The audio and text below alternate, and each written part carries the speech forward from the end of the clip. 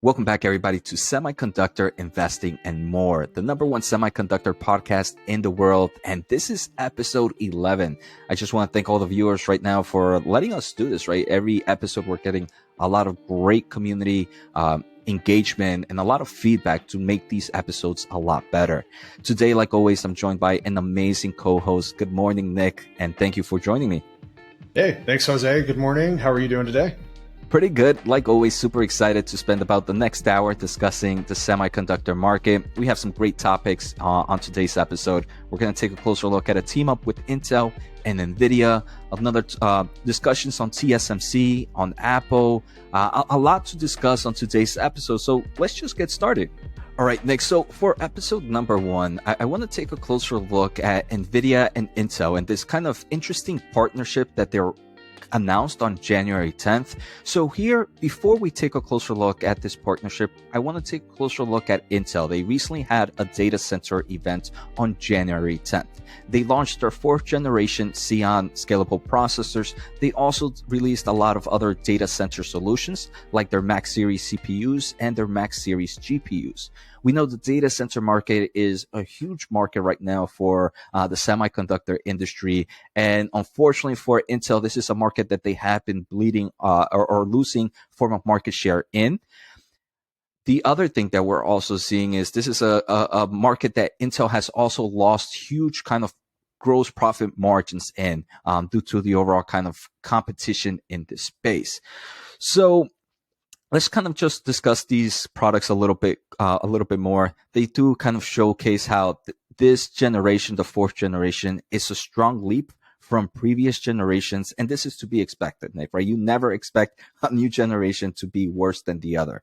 One of their best selling points, though, Nick, is the huge gains in AI workloads. If we take a closer look at that bottom picture, it shows that in certain workloads, they can experience up to 10x performance boost. And that is insane, in my opinion. One of the main reasons is their AMX, which help overall with this accelerator. And this is extension done to the x86 instructions, right? So we are seeing huge growth here. And any thoughts here, Nick, before I continue kind of discussing a little bit more of their products? Yeah, this is a big leap from the previous generation of chip from Intel.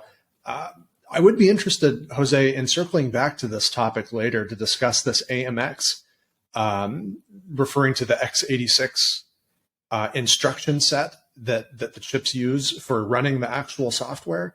As we know, so like, a lot of ARM chips are starting to hit the market, and ARM is, famous for powering our smartphones, and it's been getting better and better, but energy efficiency is a big perk it has over x86. I'd be curious to see like what exactly Intel is doing to that x86 architecture to get this big performance boost, and also if they can get a corresponding energy efficiency boost as well. I think it's really important for Intel and also AMD as the two primary users of x86 to work on that if they continue using it over ARM. Yeah, definitely, Nick. And I think this is one of the biggest discussions. I know you kind of posted a video earlier. I don't know if it was today or yesterday, where you kind of discuss how in the data center market, right, the data center global usage of electricity was about 1%. I believe now I was watching a keynote with Nvidia CEO, and he mentioned it's closer to maybe 4% to 5% now. And in the future years, it's expected to grow to I believe maybe in the teens, right, Nick? Yeah. Some reports are saying that, like 12, 13% of total energy usage, which is shocking.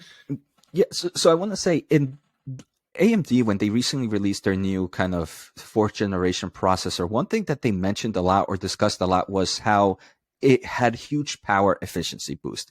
And I want to say here with Intel, we are seeing the same thing.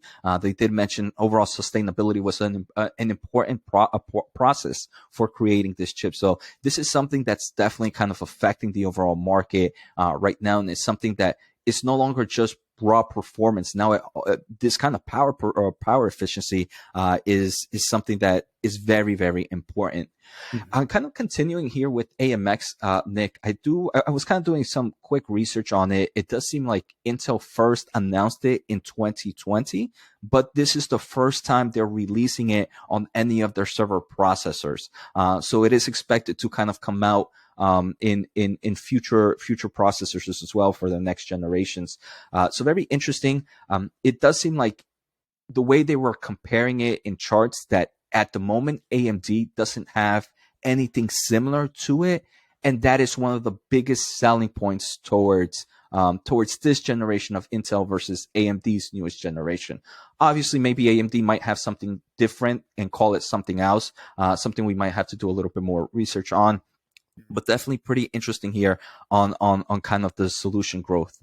Some other kind of products, like I mentioned, Nick, they released the Max Series CPUs, which is just more of a server processor, but mainly meant for high performance computing workloads.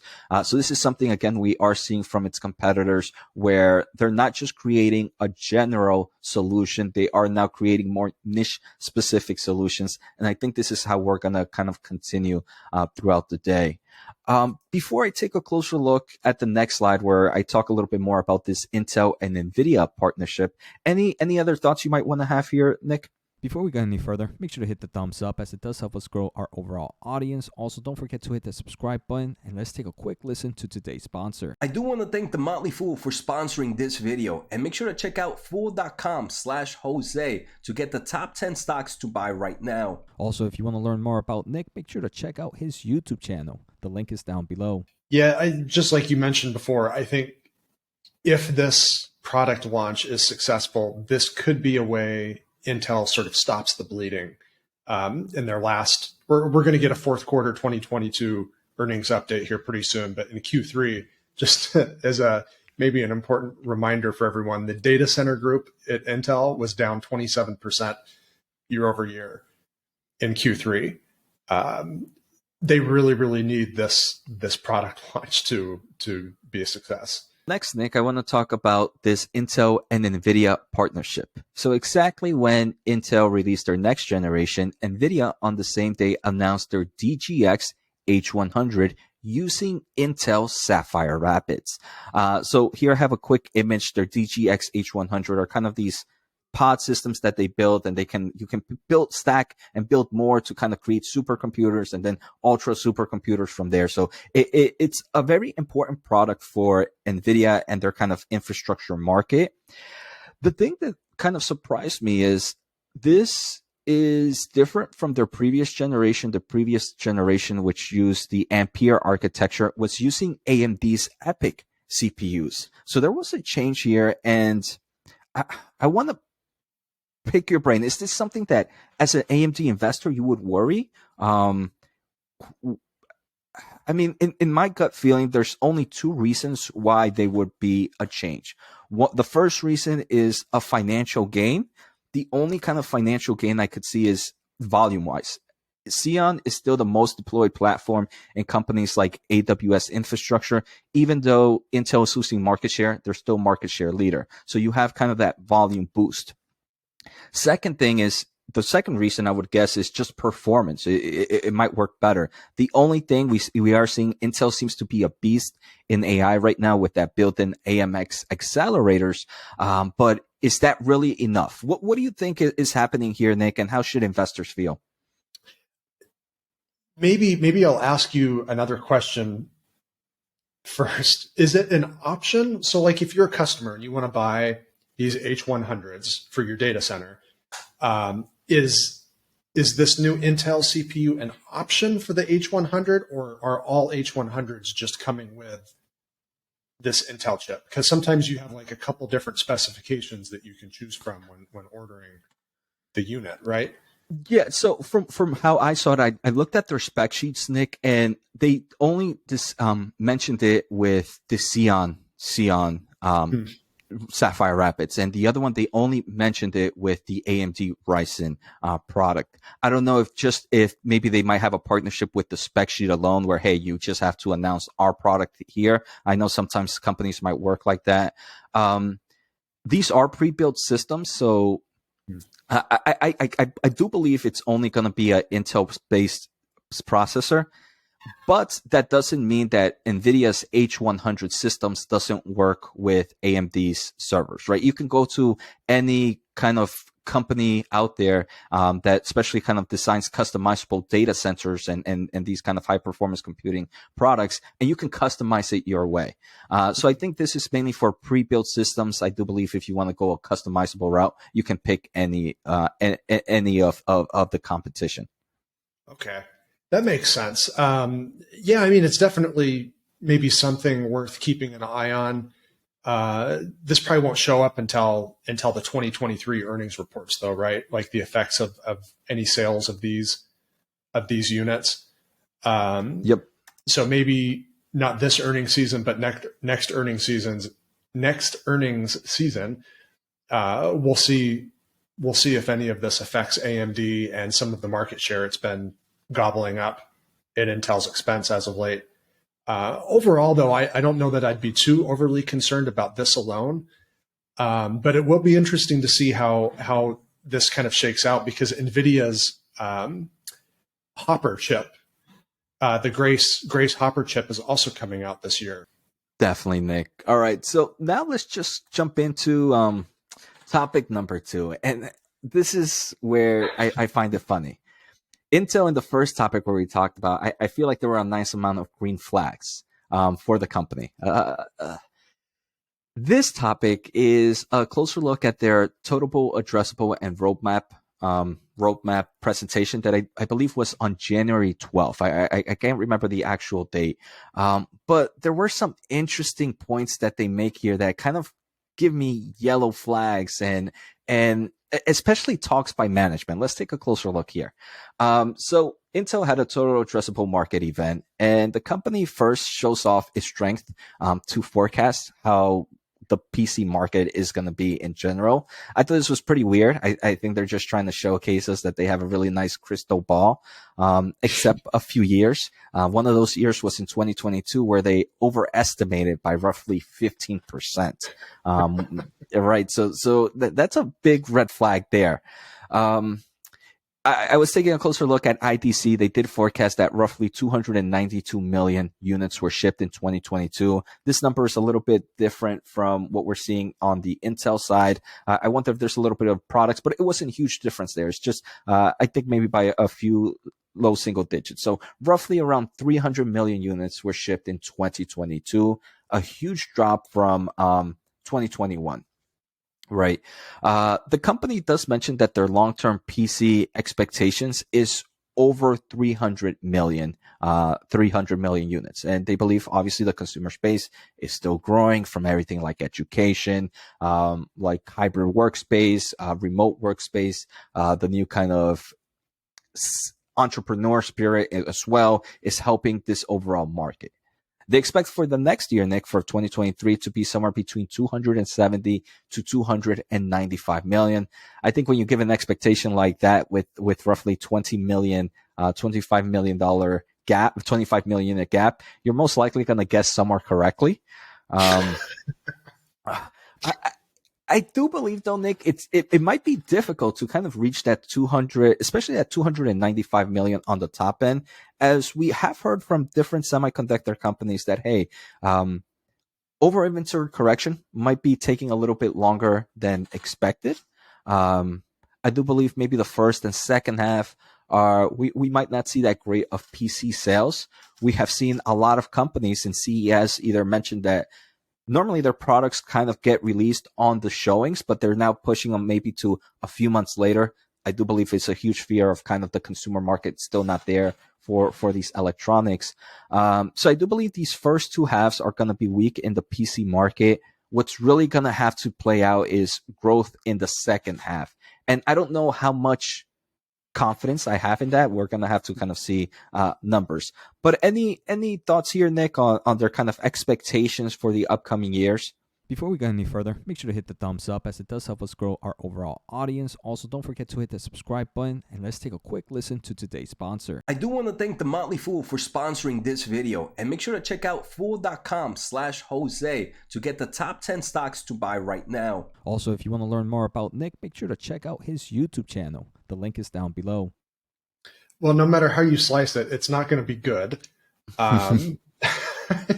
270 or 295, either way, it's a massive drop from just a couple of years ago. I think, basically what I'm looking at here, this is now Intel's bread and butter, because the data center group has declined so much the last couple of years.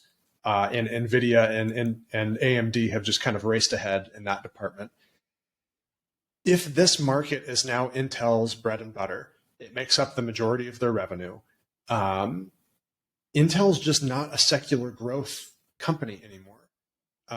They're not really benefiting from any real long-term growth drivers. I mean, overall, I think eventually PCs and laptops will crank out maybe a low single-digit percentage growth.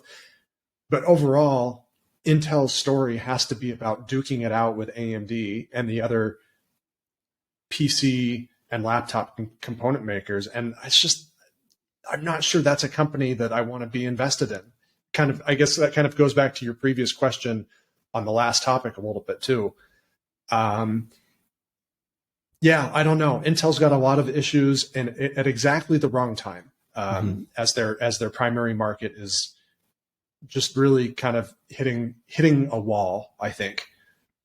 Yeah, definitely, Nick. I think it's like you mentioned, perfect. It's everything bad is happening, in my opinion, at the same time, right? For most semiconductor companies, the data center market is supposed to be the bullish case. That's not the case here for Intel, as it's losing market share. And we are seeing kind of that weakness in the consumer market. So it's like a double hitter on this stock. If we take a closer look at the next slide, Nick, we kind of get a little bit more about the roadmap. They do mention that they're trying to do this where I keep reading everywhere, and everybody kind of shares the same thought, Nick, that 5 nodes in 4 years. That's what Intel's trying to do. Many are wondering, is this even possible? Right. So, interesting there. What are your thoughts on that, Nick, on those 5 nodes in 4 years? Well, it's not going to happen. That's my thought. So I think maybe help me just get this crystal clear in my mind first, Jose. So the Alder Lake is out. Raptor Lake, which was supposed to come out in 2022, just released, right? Like, basically, that's a 2023 product. So they're already behind. It's just not going to happen. Yeah. I think we've been talking about this even before this iteration of the show started, right? When you had a previous semiconductor show in the past, I think we talked about this and expressed skepticism, and it's just not getting any better. I don't think it's going to happen.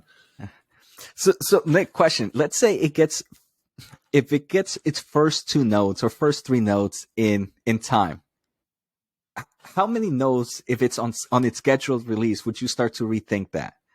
Like if they release the second node on schedule, would you maybe be like, this is where, or is it going to be the 3rd, or is it going to be the 4th node?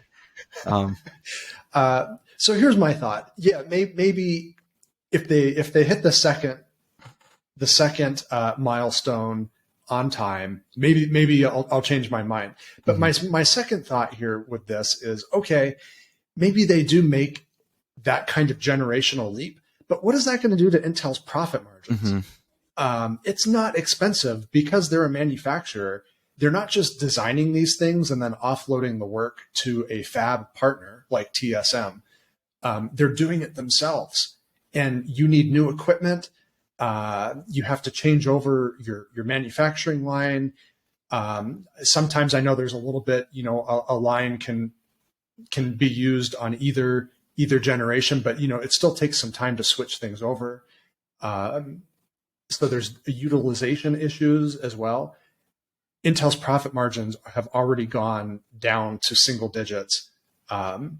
Looking at a roadmap like this, it's ambitious. It sounds cool, but I don't think it's a good thing for the profit margin outlook for the next few years if they do pull it off. Yeah, I agree, Nick. I feel like to some extent, when I look at something like this, I feel like how many products are going to release in such a short amount of time where you're going to start competing against your own product and kind of doing some form of pricing war. Obviously, hopefully, they thought about something like that. But it's definitely going to be interesting for sure.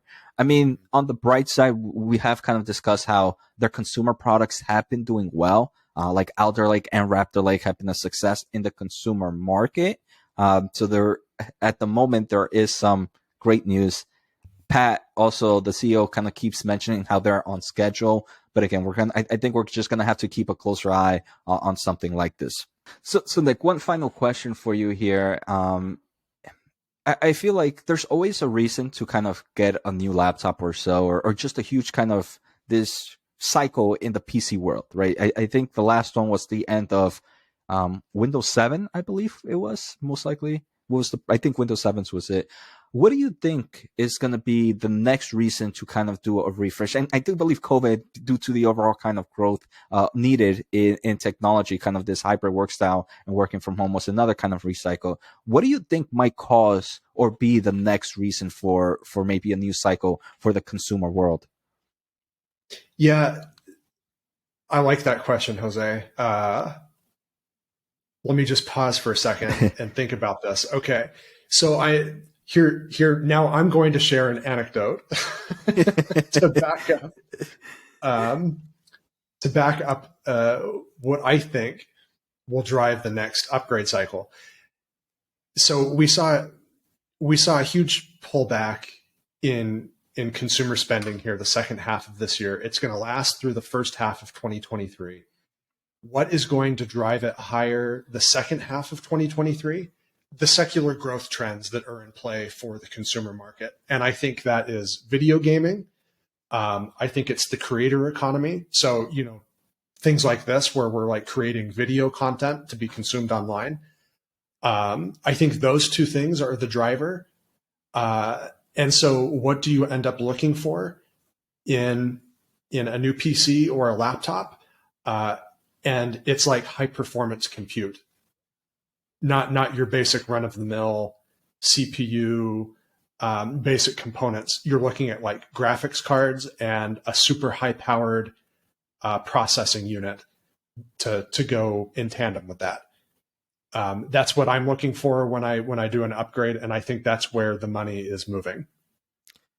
I agree with that, Nick, and to me, I would have to say it's just the advancement in AI, how we're seeing, right? We saw, I think we talked about it last week, where AMD had that kind of AI accelerator now being put onto their chips. I think it's going to be that kind of technology that's kind of going to cause some of the growth in this space. Like you mentioned, us as kind of creators, I'm looking for better ways to kind of make our content a lot faster, better visuals, audio, and all that. And if there's technology out there that's helping in that, it seems like a lot of companies are discussing how high performance laptops are now becoming one of the highest growing markets for them, where back then it was more the economical play. Now it seems to be more the high performance, but more importantly, the lightweight, right? Because these, we don't want to be carrying a 10-pound brick around a laptop. So definitely interesting. Thank you for that. All right, Nick. So now we're going to take a closer look at topic number 3, and I'm going to share it your way. I think we're going to start off with TSMC. Would that be fine? Yeah, let's talk about Taiwan semiconductor manufacturing. Fourth quarter 2022. Did you do something on your channel about this yet, Jose, over on Jose Najarro Stocks? At the moment, no, Nick. Definitely something I'm going to take a closer look at later on. But how about you? Yeah, we're working on one. It should be out later this week. I expect to see one on your channel though, because I think you own TSM stock. Yeah, definitely. So viewers, definitely make sure to check out Nick's channel. The link is on the comment. He definitely drops a lot of great content here in the semiconductor space. So make sure to go give him some love. So after that little promotional bit, thank you, Jose. I'll take it. just really high level here, 19.9 billion in revenue, nearly 27% increase. Net income margin was a whopping 47%. A lot of interesting things going on here, and this will be something we touch on for like the next 3 months, Jose, I'm sure. But I wanted to just kind of narrow in on one topic in particular because it's going to have ripple effects across the global economy here. So Taiwan Semi's CEO said on the earnings call, he started off by talking about this. I picked a few quotes here on the slide and put them on the slide. The mission to be a trusted technology partner to the semiconductor industry, and part of their job is to look for ways to support future development of chips. And based on customers' requests, they are going to start aggressively expanding outside of Taiwan, because basically all of Taiwan Semi's manufacturing takes place on that tiny little island.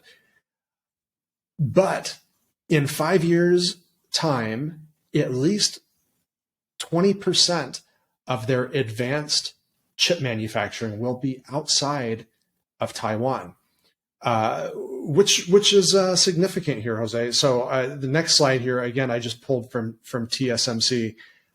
You can see on the left this pie chart in 2022. What they're referring to here with their most advanced chip manufacturing tech is 28 nanometer and less. So 28 nanometers, the little light purple sliver there, all the way down to 5 nanometer technology makes up 76% of Taiwan Semi's total revenue. And all of it, just about nearly all of that, is currently in Taiwan.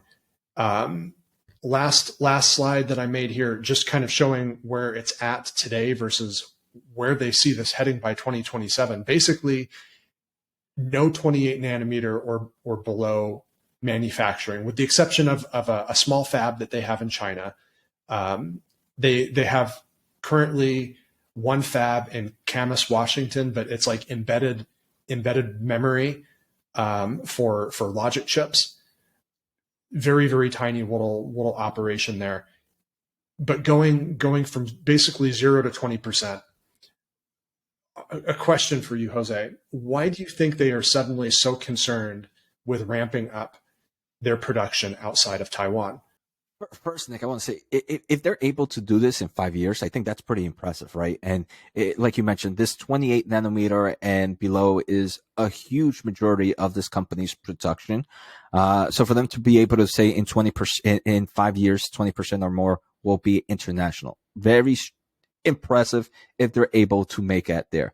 The main reason, I'm pretty sure we've discussed this a lot, Nick, is a lot of fears of, hey, first, just the overall tensions we are seeing with U.S. and China, and kind of that China-Taiwan tensions. I think that's a big play. We're also seeing kind of the fears that we saw in during the COVID times, where supply chain issues were hit pretty strong because everything was kind of tied to one side of the world. All right, so we're seeing a lot of more companies kind of or countries kind of focused on building manufacturing in their side, so they can kind of control that supply chain a lot easier. I want to say the third, so those are two reasons. The third reason, in my opinion, is just technology right now, especially for not just international safety, but just in general, is really, really powered by semiconductors at the moment. And I do believe national security is an important play, and countries want to make sure they're on top of the greatest generation, and they're great, and that generation is being built on their land. So I think those are the three main reasons that we're seeing this kind of expansion, because a lot of their customers might want to reduce that kind of some of those risks that I just mentioned. Mm-hmm. Yeah, I agree. I will point out too that this trend is already underway, though production hasn't started yet. You know, there's the two fabs in Arizona.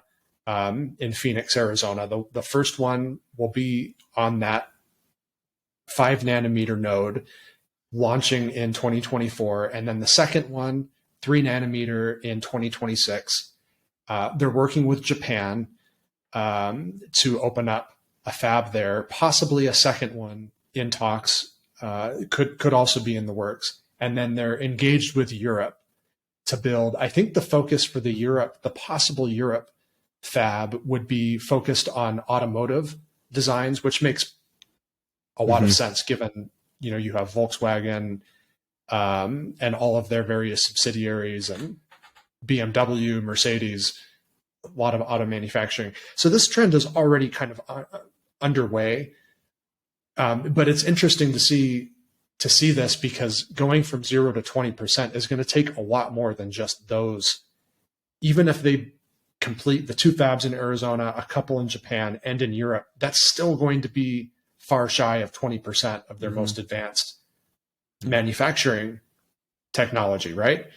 Yeah, what I'm thinking here, Nick, is for them to, if they just start building these new plants outside of Taiwan that focus on the lower nodes or the most advanced nodes, if we take a closer, that's going to help boost a lot. Because if we take a closer look, right, Nick, at that slide that you got from there, the 7 nanometer and the 5 nanometer alone are over 55%, or 53% of total revenue. Wait, which am I looking at the right? Yeah, over 50 something percent. So if they start to focus on 5 nanometer and 3 nanometer outside of, I do believe that's where most of the market is going to be. So it's going to help kind of boost that growth internationally just by focusing on those truly advanced nodes outside. So I think that's one way that they might be able to kind of boost this really quickly. Yeah, that's true. It's a good point. Yeah, 5 and 7 already over half of the revenue. What kind of risks, though, do you think are inherent in this kind of plan, Jose? Before we go any further, make sure to hit the thumbs up as it does help us grow our overall audience. Also, don't forget to hit the subscribe button, and let's take a quick listen to today's sponsor. I do want to thank The Motley Fool for sponsoring this video, and make sure to check out fool.com/Jose to get the top 10 stocks to buy right now. Also, if you want to learn more about Nick, make sure to check out his YouTube channel. The link is down below. For Taiwan Semi. Yeah. So the first risk I want to say is just margins, right? I mean, expansions like this are expensive. Buying all these new equipments, labor force outside of Taiwan might be a little bit more expensive in some of these other markets, like in the United States, maybe in Europe as well. So that can the cost of expense from their equipment and the labor force. I want to say the other thing, regulations risk. We are hearing that a lot of countries are doing certain incentives to provide help for something like this, but those kind of lag, right? So that lag process might kind of hurt margins as well, or might kind of stall this, which might hurt some of their the money that they're using for this, or kind of this plan, 5-year plan as well. Outside of that, there's one that you mentioned, Nick. And I'll send it back your way, where you kind of talked about the maybe overproduction to some extent with some bigger risks. So I'll pass that to you, as I know you gave me that idea a few weeks ago. Yeah, I think that's a big risk too. Maybe by the end of this decade, if you have Intel, Samsung, and Taiwan Semi all trying to ramp up what they're able to produce, suddenly you have excess production capacity, and that is a margin killer. That worries me as well. The good news is, in those points that I took from the CEO's commentary, an important note was in there that one of the reasons they're embarking on this is they are getting government support. Basically, governments are providing tax incentives and outright cash to go ahead and build these fabs. That also worries me too, because later on in the presentation, an analyst had asked about Taiwan Semi's tax rate going up from 11% to 15%. And the analyst was like, hey, you've been talking about this new government plan to help support your expansion. How come the tax rate went up?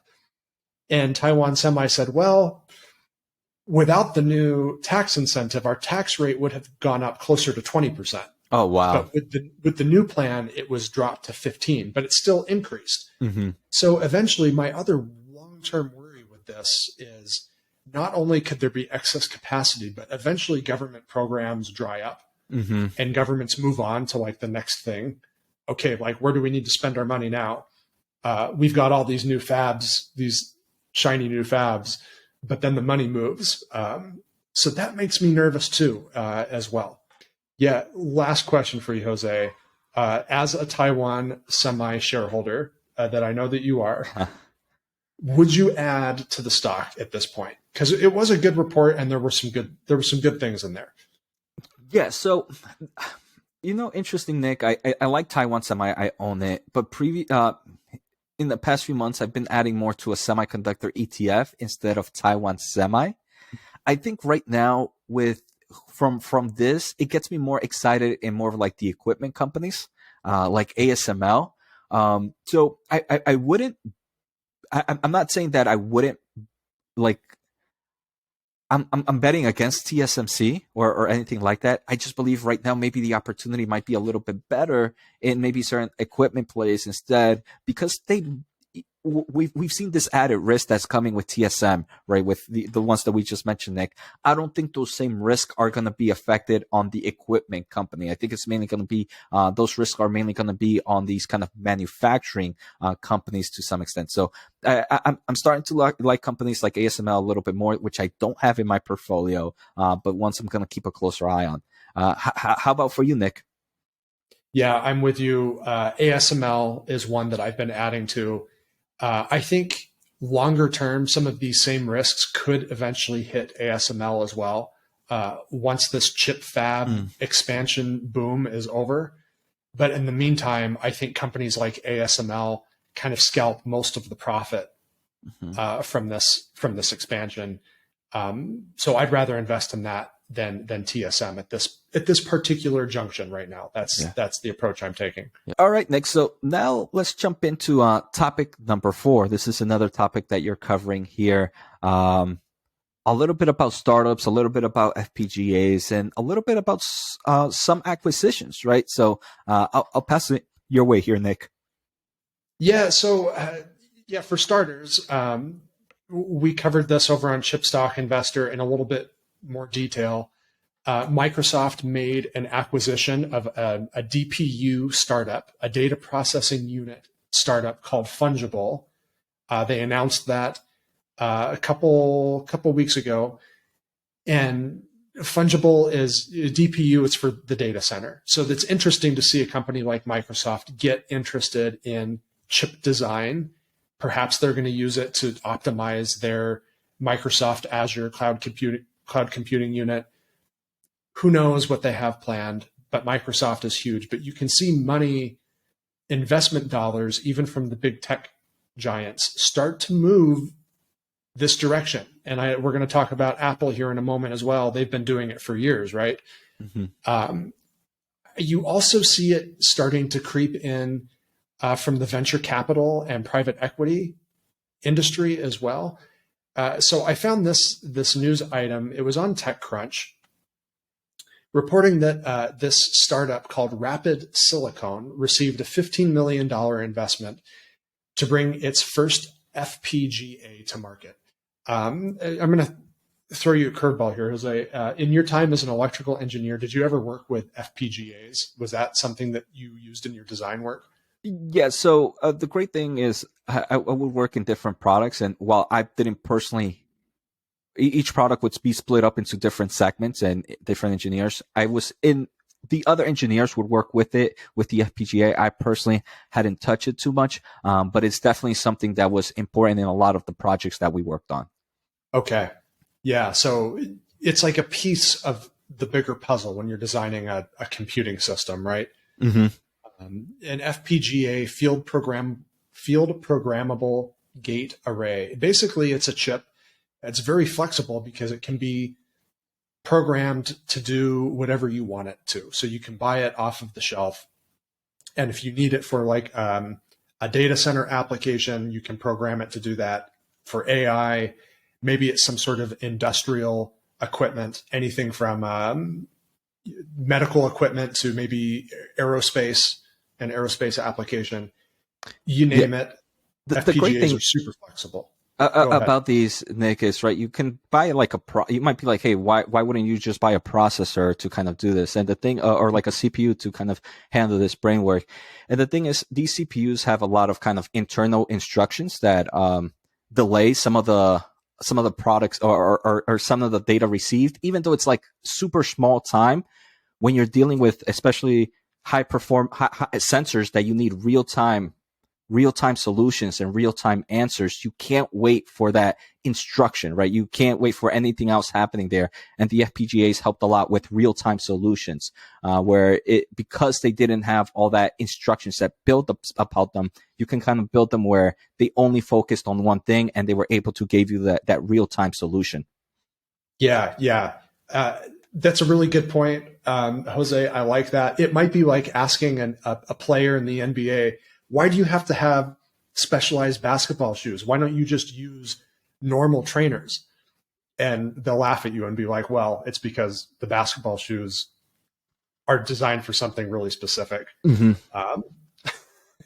Yeah, these chips, like, it seems silly, like you said, like milliseconds of difference sometimes, but it makes a big difference if you're working with a critical application and you can't afford the lag. Definitely. So this FPGA is really interesting. So this rapid silicon, apparently it's not just the FPGA itself that they're bringing to market. They're also really excited about this software that they're packaging with it. So it's a type of EDA software, electrical design automation software. One of the problems with FPGAs is they do a fantastic job doing whatever you want them to do, but it takes some specialized programming and engineering work to get the thing to actually do it in the first place, which can be expensive and time consuming. So if you have this like open source software kit with the chip, that might help speed up the process and therefore increase the adoption of the FPGA market, which is really interesting to me. So yeah. Mm-hmm. Go ahead, Jose. Yeah, I was going to say that's definitely very true. I haven't heard too much about this, but that open source FPGA software alone can help accelerate production time of a lot of these kind of chips. Where, again, like you mentioned, it's not just you don't have to just kind of code the FPGA. You have to also kind of design these boards that need to make sure that the chip is doing what it's supposed to do. Mm-hmm. Right. So I've got a question embedded in this for you, Jose. But just the FPGA market it's not huge, but it's decent sized. But it's kind of consolidated in recent years. We obviously know about AMD's acquisition of Xilinx. Xilinx being far and away the largest FPGA company. That segment alone for AMD was at $1.3 billion in sales in the third quarter. Intel made a couple of acquisitions of a company called Altera and Omnitech a number of years back. The last time they reported on FPGAs as a standalone unit was fourth quarter of 2021. It was a $1.9 billion revenue segment for the whole year. You have some others. There's some companies like Microchip Technology plays in the FPGA market. But Lattice Semiconductor is like the last standing publicly traded stock that is solely focused on FPGAs. Is this a company you follow, Jose?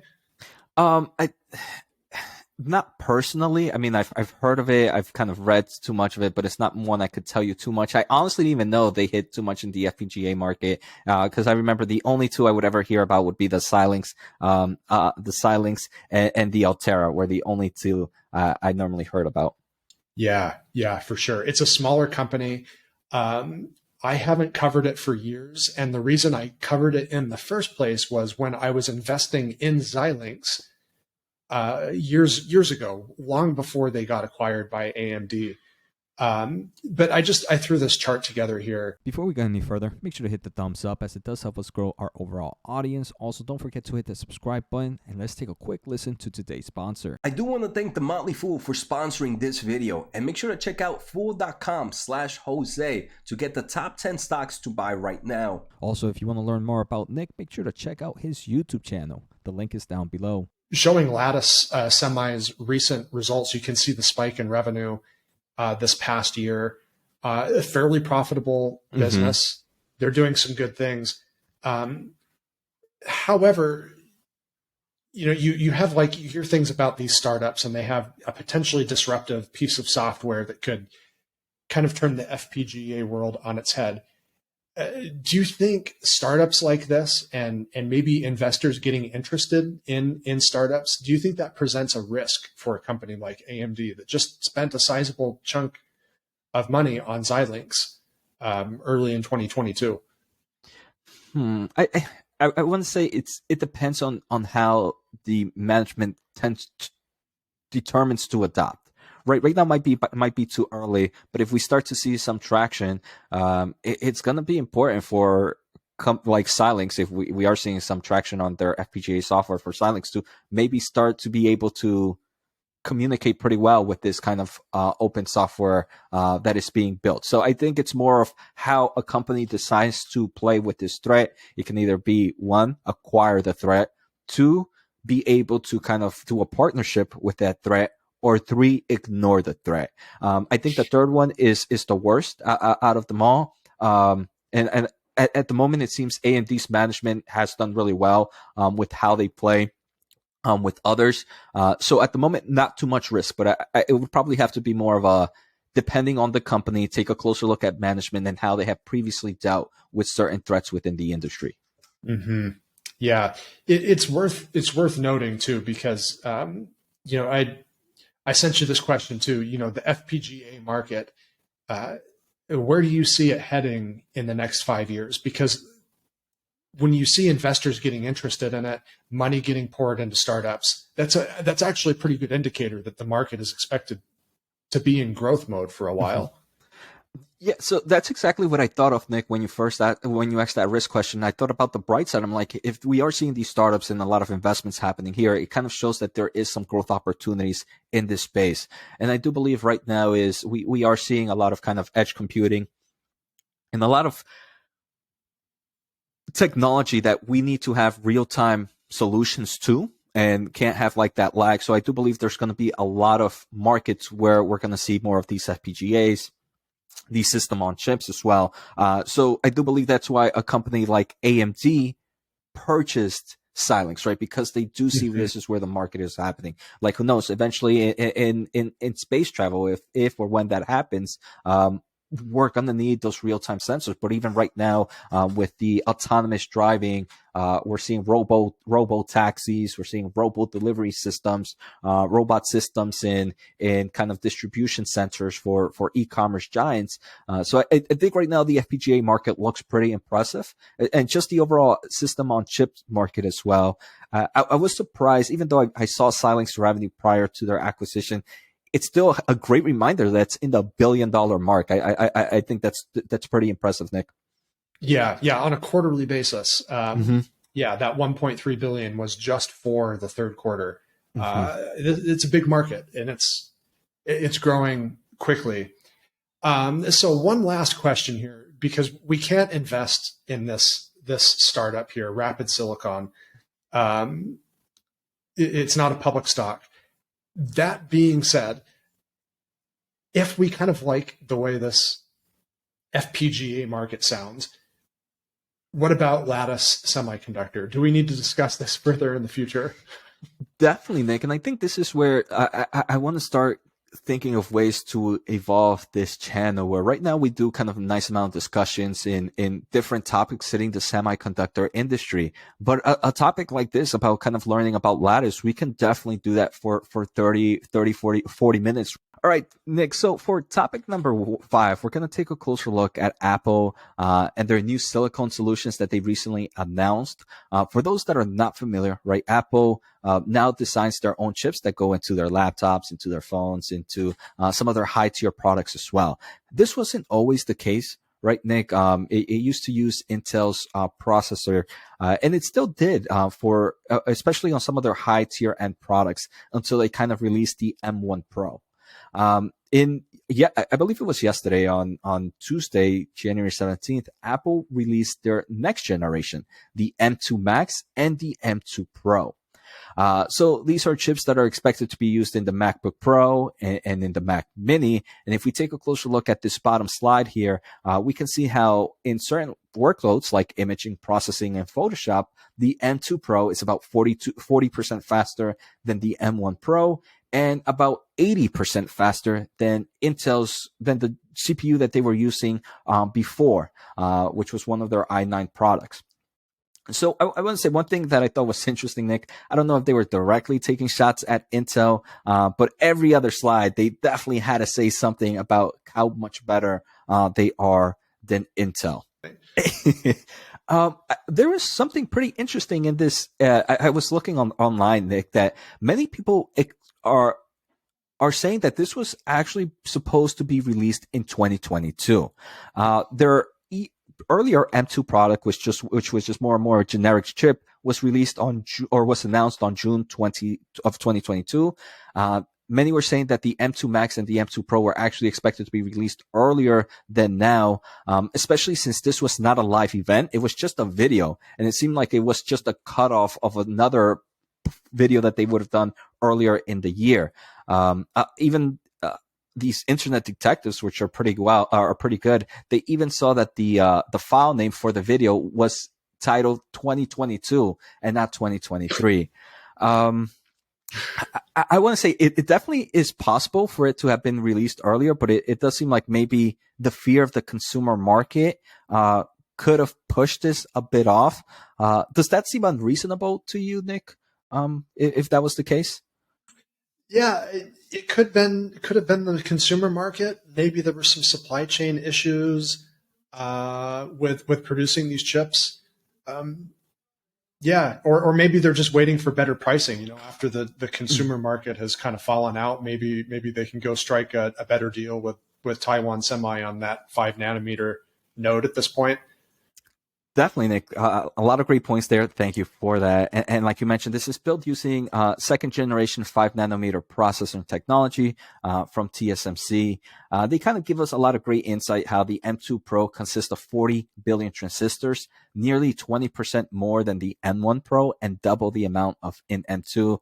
So they're saying, look, we can definitely play pretty strong here in the silicon game. They also talked about the M2 Pro graphics, where speed are up to 30% faster than the M1 Pro. They also mentioned the same for the M2 Max. So again, very strong generational leaps. It does seem like, I want to say back then, I don't know how it is. I don't remember much now, but I remember back then when Intel was the only player and they would release new generations, people would get hyped with high single digit jumps compared to previous generations. Then you started to see competition and you started to see those teen percentage jumps compared to previous generations. So I think it is pretty impressive how compared to their previous generations, we are talking about those nice double digit growth. So I definitely want to give props to Apple for that. A few selling points, Nick, here on their chips. They do mention that they have high unified memory and memory bandwidth, and this really helps dramatically for performance. Another thing, like we kind of talked about it, Nick, in the data center topic earlier today, a huge topic is battery life and kind of that sustainability of the overall product, the price to power performance. And Apple says that, hey, ours is a strong battery life and you're also getting strong performance all around the map. They do mention huge improvements to their media engine, which helps with video processing, and their Neuro engine, which also deals with certain kind of AI processing that kind of goes in the kind of content creator market. So huge boost again, huge boost from Intel's MacBook Pros. I want to say it. Nothing too crazy here. I'm not an Apple investor. I know you are, Nick. To me personally, this is just like how we see AMD and Intel kind of release new generations of products every year. Not a game changer, but it's good to see those huge performance increases. Any thoughts on your side here, Nick? Before we go any further, make sure to hit the thumbs up as it does help us grow our overall audience. Also, don't forget to hit the subscribe button, and let's take a quick listen to today's sponsor. I do want to thank The Motley Fool for sponsoring this video, and make sure to check out fool.com/Jose to get the top 10 stocks to buy right now. Also, if you want to learn more about Nick, make sure to check out his YouTube channel. The link is down below. Yeah, it on its own. I agree, Jose. It's not a huge deal, but you did ask me earlier. Yeah, when we were talking about the PC market, what's going to cause the next generational upgrade cycle? And I think it's video gaming and content creation. Specifically, Apple not necessarily known for like its gaming community, but definitely for the content creation community. If you're looking to upgrade your PC or your laptop, this is a reason you might do so with an announcement like this. And so it just doesn't bode well for Intel, I don't think. And it's why I'm a shareholder of Apple and not of Intel. I don't think Apple is like a high growth. I have no illusions in thinking that Apple is ever going to be a high growth business ever again. But when I want a big, giant, stable, dividend paying investment in my portfolio, this is what I look for. It's not a growth market anymore, but they're able to pick up market share within the markets they do play in with upgrades like this. I like that, Nick. I've never thought about it like that, but when you're kind of looking at, let's say, once looking for Intel as an investment, it's already a huge giant, right? So I think comparing it to Apple is pretty good, as they kind of hit similar markets, but like Apple itself, a tech company, continuing to kind of see these improvements and not slowing down, unlike how we saw Intel earlier on. So I enjoy that. And now when I start thinking about Intel for maybe in the future as a potential investment, I'm gonna have you in the back of my mind saying, look at Apple instead. So thank you for that, Nick. So again, nothing crazy here. There were some other rumors and some other news that came out today on January 18th, Nick, and I think these were pretty interesting. So Apple and this augmented reality rumors have been going on for, I want to say, the past year. Now that they were expected to be maybe released during the holidays, that maybe the beginning of 2023. Now there are rumors or reports that the AR headsets have been moved to an unknown time, maybe later in 2024, 2025. The main reason is it seems to be like the overall kind of consumer market at the moment, use cases, and the overall expensiveness of this product at the moment. So it does seem, based on these rumors, that they are looking to build something cheaper in the meantime in the mixed reality segment, which is not as expensive. It's maybe a little bit smaller than your virtual reality headsets, but not as small as your augmented reality glasses. And it's a little bit of both. You can use them for a little bit of both, and they tend to be a little bit cheaper. I think if this is true, it makes more sense because it gives if it is cheaper, it gives Apple, whoever develops any kind of solutions in Apple software, it gives them an incentive to start building solutions in that ecosystem. And then when Apple finally, if it ever does release kind of these more high-tech players, there's already plenty of use cases to it. So if that is true, it seems like a smart move. Before I take a closer look at the next news, Nick, any thoughts here about Apple and their kind of AR push? Is this something that you think it's really happening, or is it just really rumors and don't really see Apple entering this space? Before we go any further, make sure to hit the thumbs up as it does help us grow our overall audience. Also, don't forget to hit the subscribe button, and let's take a quick listen to today's sponsor. I do want to thank The Motley Fool for sponsoring this video, and make sure to check out fool.com/Jose to get the top 10 stocks to buy right now. Also, if you want to learn more about Nick, make sure to check out his YouTube channel. The link is down below. Yeah, no, it's always a rumor until Tim Cook makes the announcement. which he's alluded to it though. So I think at this point, I think an AR headset is expected possibly this spring, but the rumors are that this thing could cost as much as $3,000 a piece, which puts it up there as one of Apple's most expensive products. And like what, if it is $3,000, like double of Meta's new high end mixed reality headset. So it'll be interesting. The AR glasses, I mean, I feel like I've been reading about and writing as an investor about AR glasses for many years. At this point, it's a pipe dream.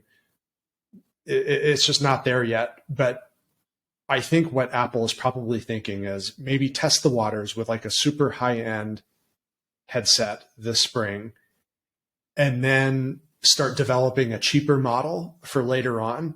Just skip the glasses all entirely at this point. No one needs notifications, displayed in front of their eyes while they're walking down the street on their glasses. Test the waters with the AR headset. Develop a cheaper one for the mass market if it works. Definitely, Nick. And next, I want to jump into this second topic. And Apple today, on January 18th, introduced the new HomePod 2, which is kind of a smart house speaker. The original one was released, I believe, or announced in 2017. They kind of made a nice sale. They kind of reduced the prices in 2020, and it seemed to have been discontinued in 2021. You didn't really hear much about it till now, and they just released the number 2. I think we're seeing a lot of companies do this, where they're trying to enter more into the smart home market. Obviously, Apple has Siri, which is already a big play. So do you think the reintroduction of this new HomePod 2 is going to be the beginning of maybe more smart products happening here for Apple, where they're focusing more again in kind of the smart home market? I have my doubts. I have actually yet to see one of these actually in the wild, Jose. The original HomePod, like the Google products, the Google Home products, and Amazon's Alexa are all over the place. But I've never seen a HomePod.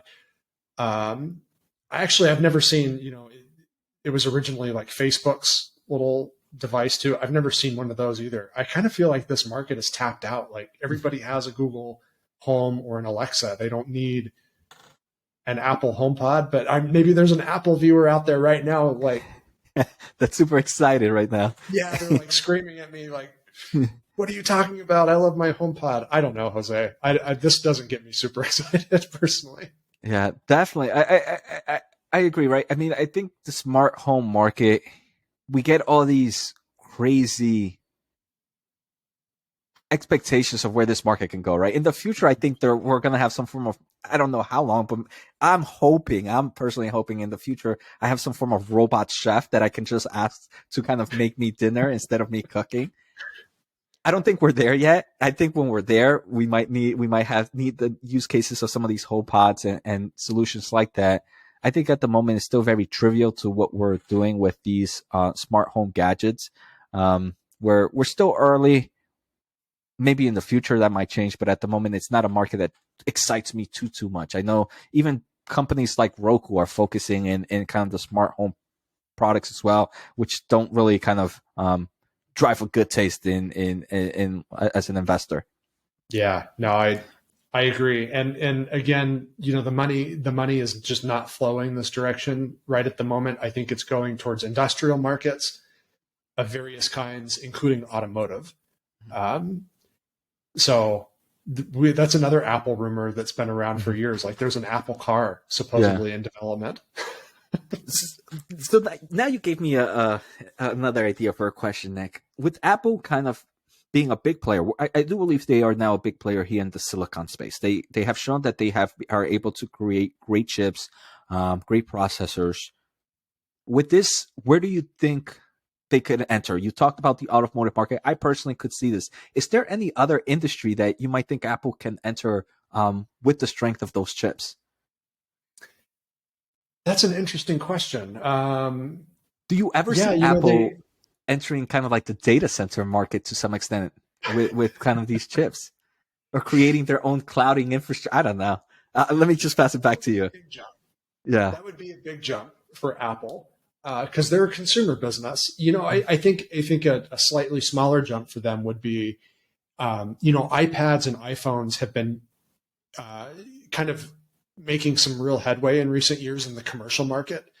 Companies that maybe assign smartphones to employees or tablets, like I know in the medical field and the education industry, like everyone's got an iPad. Maybe a smaller leap for them with like some of their chip design would be maybe some even more specific designs for commercial use and industrial applications. But then again, I don't know.